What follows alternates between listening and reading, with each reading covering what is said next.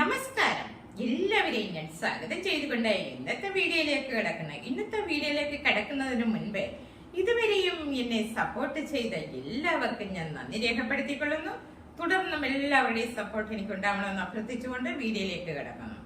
ഇന്നത്തെ വീഡിയോ എന്ന് പറയുന്നത് കാലവർഷമൊക്കെ എത്തി, നല്ല മഴക്കാലമാണ്. കുട്ടികളായാലും നമ്മുടെ ഹസ്ബൻഡ് ഒക്കെ ഓഫീസിൽ നിന്നും വന്നു കഴിയുമ്പോൾ നമുക്ക് പെട്ടെന്നൊരു കാപ്പി അല്ലെങ്കിൽ ഒരു ചായ ഇതൊക്കെ റെഡിയാക്കി കൊടുക്കുമല്ലോ. അപ്പൊ ആ കൂട്ടത്തിൽ ക്രിസ്പി ആയിട്ട് നമുക്കൊരു അരി എള്ളുണ്ടയാണ് ഞാൻ ഇന്നിവിടെ തയ്യാറാക്കുന്നത്.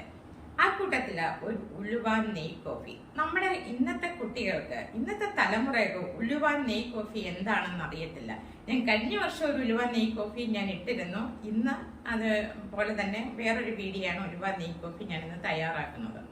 അന്ന് കാപ്പിക്കുരു വറുത്ത് പൊടിച്ചായിരുന്നു ഞാനത് ചെയ്തിരുന്നത്, അതിൻ്റെ കൂടെ മിക്സ് ചെയ്ത സാധനങ്ങളൂടെ.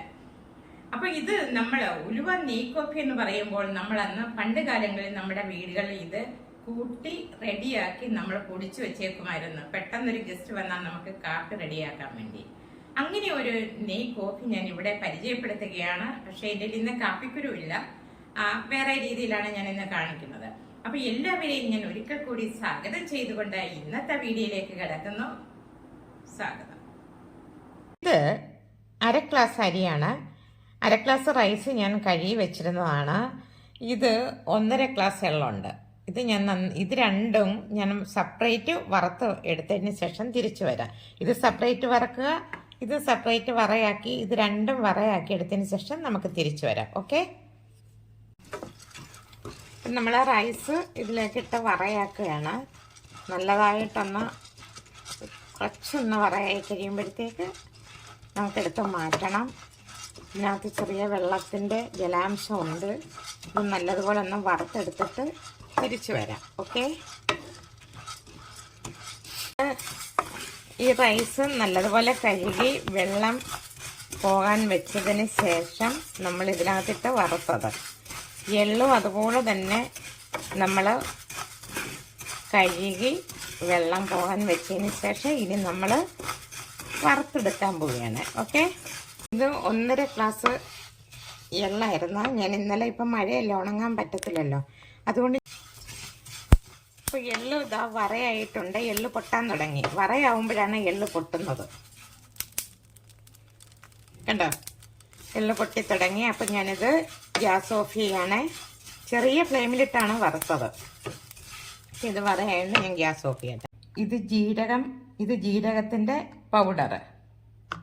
ഇതിനകത്ത് ഇത്രയും ഏലക്കായുണ്ട്, ഇത്രയും ഗ്രാമ്പുണ്ട്, ഇത് ചുക്ക് ഉണങ്ങിയത്. അപ്പം ഇത് ഇത്രയും കൂടെ പൊടിച്ചിട്ട് വരെ ഇത് പൊടിക്കുന്നില്ല, ഇതിങ്ങനെ തന്നെയാണ്. അപ്പം ഞാൻ ഏലക്കായും ഗ്രാമ്പുവും ഈ ചുക്കും കൂടെ നല്ലതായിട്ടൊന്ന് പൊടിച്ചെടുത്തതിന് ശേഷം തിരിച്ചു വരാം. ഇത് പൊടിക്കുന്നില്ല, ഇതല്ലാതെ ആവശ്യമുണ്ട്.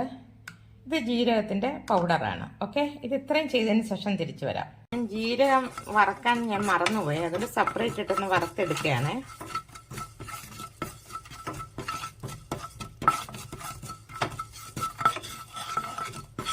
ഇപ്പോൾ നമ്മുടെ ശർക്കര അടുപ്പിലിട്ടിട്ടു. ഇച്ചിരി വെള്ളം കൂടെ ഒഴിച്ചിട്ടുണ്ട്. ഇത് നന്നായിട്ടൊന്ന് ഉരുകി വരട്ടെ. അര കപ്പ് വെള്ളം ഒഴിച്ചിട്ടുണ്ട് ഇതിന്, ചെറിയ ബൗളിന്. വലിയ ശർക്കരയാണ് എടുത്തിരിക്കുന്നത്, കാരണം 1.5 ഗ്ലാസ് എള്ളുണ്ട്, 1/2 ഗ്ലാസ് അരിയുണ്ട്. അപ്പോൾ ഇത് ഇത്രയും കൂടെ നമുക്ക് റെഡിയാക്കണമല്ലോ, അപ്പോൾ അതുകൊണ്ട് ഞാൻ ഇത്രയും എടുത്തിട്ടുണ്ട്. ഒന്ന് അരിച്ചെടുത്തതിന് ശേഷം തിരിച്ചു വരാം. ഓക്കെ, ഇതിലേക്ക് ഞാൻ ഏലക്കായ, ചുക്ക ഇതെല്ലാം കൂടെ പൊടിച്ചു വെച്ചത്, ഗ്രാമ്പൂവ് ഇതെല്ലാം കൂടി ഇടുകയാണ് അതിലേക്ക്. പിന്നെ ഇതിലേക്കിട്ട് ജീരക പൗഡറ്, ചുക്ക്, ഏലക്ക, ഗ്രാമ്പൂവ് ഇത്രയും കൂടെ ഞാൻ ഇതിലേക്കിട്ടു.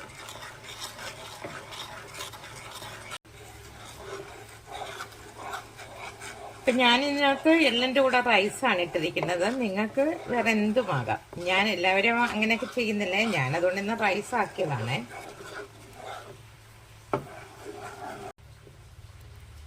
അപ്പോൾ നൂൽപ്പരുവായിട്ടുണ്ട്. ഇങ്ങനെ എടുക്കുമ്പോൾ നമുക്കറിയാൻ പറ്റും, ഇങ്ങനെ തൊട്ട് നോക്കുമ്പോഴേ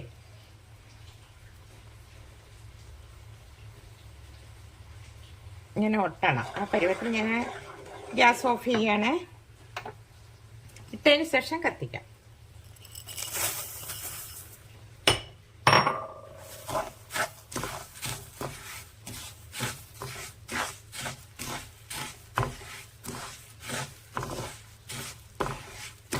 ഇതെല്ലാം കൂടെ ഒന്ന് മിക്സ് ചെയ്തതിന് ശേഷം വരാം, തിരിച്ചു വരാം. ഞാനിതിൽ നെയ്യും കൂടി ഇട്ടേ, കണ്ടല്ലോ.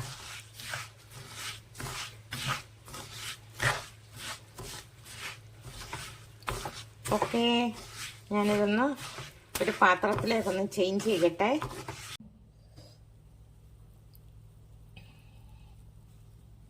ഞാനതാ എള്ളുണ്ട അല്ല, എള്ളും അരിയും കൂടെയുള്ള അരി എള്ളുണ്ട.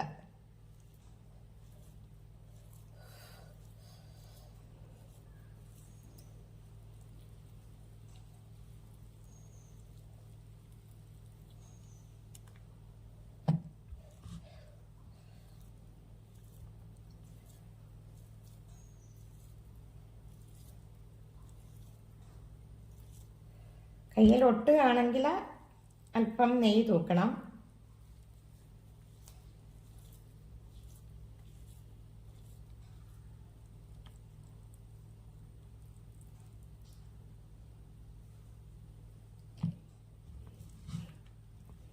അപ്പം ഇതെല്ലാം കൂടെ ഉരുട്ടിയിട്ട് ഞാൻ തിരിച്ചു വരാം. ഓക്കെ,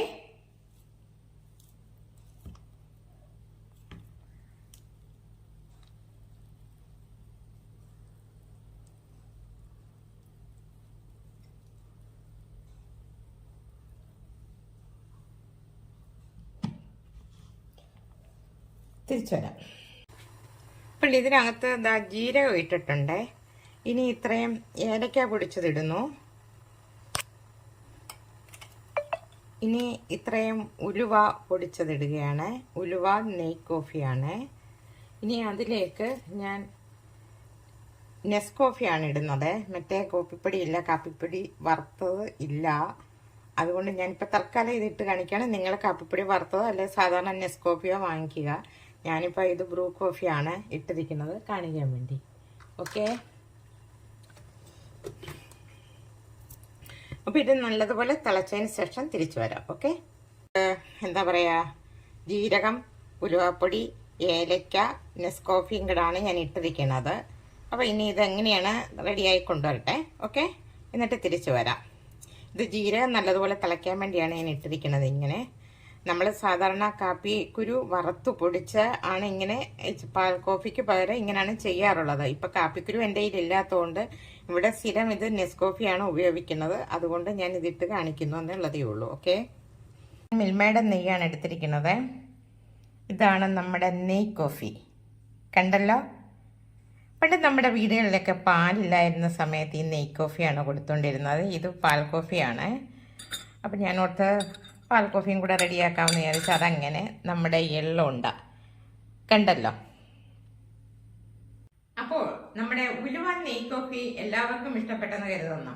ഇന്നത്തെ തലമുറയ്ക്ക് ഈ ഉലുവ നെയ് കോഫി എന്താണെന്ന് അറിയില്ല. പണ്ട് നമ്മുടെ വീടുകളിൽ എല്ലാവരും രാവിലെ ഒരു പാൽ ചായ കാണും, വൈകിട്ടും കാണുമായിരിക്കും. എപ്പോഴും നമുക്ക് പാല് കിട്ടുന്ന സമയമില്ലായിരുന്നു. അന്ന് നമ്മുടെ വീട്ടിൽ ഏതൊരു ഗസ്റ്റുകൾ വന്നിരുന്നാലും നമ്മൾ പെട്ടെന്ന് കൊടുക്കുന്ന ഒരു ഉലുവ നെയ് കോഫിയാണ്. ഈ ഒരു നെയ് കോഫിയേക്കാളും ഒന്നിനും മറ്റൊരു ചായയാട്ട പാൽ കോഫിയാട്ട ഒന്നും പറ്റൂല. ഇതൊരു പ്രാവശ്യം നമ്മുടെ കുട്ടികൾക്ക് ഈ ഉലുവ നെയ് കോഫി കൊടുത്തു കഴിഞ്ഞാൽ നമ്മുടെ പാൽ ചായ, പാൽ കോഫിയോ പാലോ എന്ത് കൊടുത്തിരുന്നാലും അവർ മാറ്റി വെച്ചിട്ട് ഈ ഉലുവ നെയ് കോഫി ആയിരിക്കും ആദ്യം അവർ കുടിക്കുന്നത്. അപ്പൊ നമ്മുടെ പുതിയ തലമുറയ്ക്ക് ഈ ഒരു ഉലുവ നെയ് കോഫി ഞാൻ ഇവിടെ പരിചയപ്പെടുത്തുകയാണ്. ഞാൻ നേരത്തെ കഴിഞ്ഞ വർഷം ഇതുപോലെ ഒരു കോഫി, അത് കാപ്പിക്കുരു വറുത്ത് പൊടിച്ച് ഉലുവായ, ഏലക്കായ, ജീരകം ഇതെല്ലാം കൂടെ പൊടിച്ചുള്ള കാപ്പിക്കുരു ആയിരുന്നു. ഇന്ന് ഞാനിപ്പോൾ ഇട്ടിരിക്കുന്നത് ബ്രൂ കോഫി ഉള്ളായിരുന്നു. സാധാരണ കാപ്പിപ്പൊടി എൻ്റെ കയ്യിലില്ലായിരുന്നു. അപ്പൊ ഇത് ഇന്നത്തെ തലമുറയ്ക്ക് പരിചയപ്പെടുത്തുന്നു. 4 മണിക്ക് ഇതെല്ലാം കൂടെ അവർക്ക് കൊടുക്കാൻ പറ്റിയത് അരി എള്ളും കൂടെ വറുത്തുണ്ടാക്കിയത് അരി എള്ളുണ്ടയാണ്. അപ്പം എല്ലാവർക്കും ഈ വീഡിയോ കണ്ട് ഇഷ്ടപ്പെട്ടെന്ന് കരുതുന്നു. ഇഷ്ടപ്പെട്ടിട്ടുണ്ടെങ്കിൽ സപ്പോർട്ട് ചെയ്യുക. ഇനി ഒരു പുതിയൊരു വീഡിയോ ആയിട്ട് ഞാൻ നിങ്ങളുടെ മുന്നിൽ എത്തുന്നതായിരിക്കും. നന്ദി, നമസ്കാരം. സപ്പോർട്ട് ചെയ്യുക.